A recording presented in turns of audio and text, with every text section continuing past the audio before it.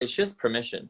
Like, Yeah. people just want the permission. I think that's the thing is, you know, having a show or having a platform is like, this is what you're supposed to do. You're supposed to learn. You're supposed to dance. You know, Yeah. okay, great. I have permission. I can go do this. Also accountability now too. Yeah.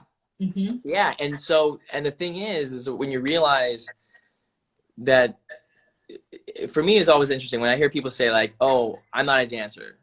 And I'm like, oh, I can't do that. Or I'm not a dancer. And my question to them is, well, when did you decide that?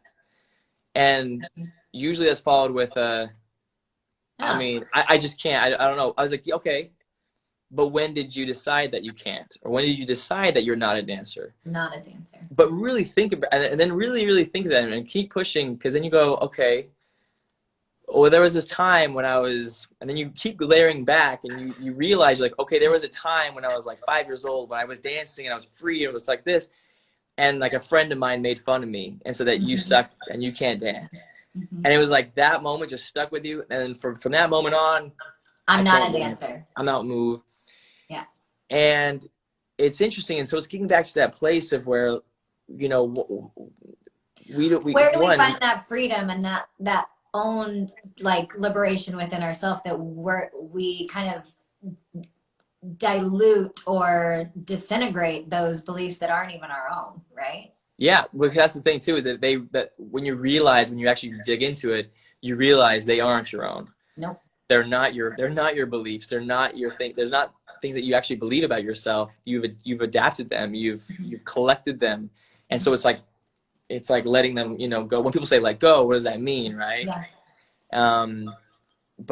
Yeah, it's crazy, and I get it. I get it, especially for, like, you know, certain people. There is some fear of movement. There's a lot of fear to it, and my sort of suggestion to that, or sort of like, is that actually, if it's scary, then when you actually do it, the feeling is going to be that much greater.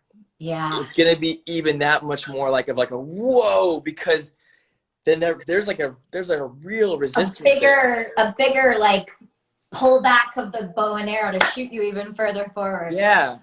Like it's so cool to see when somebody's just like, no, I will not, I do not, no.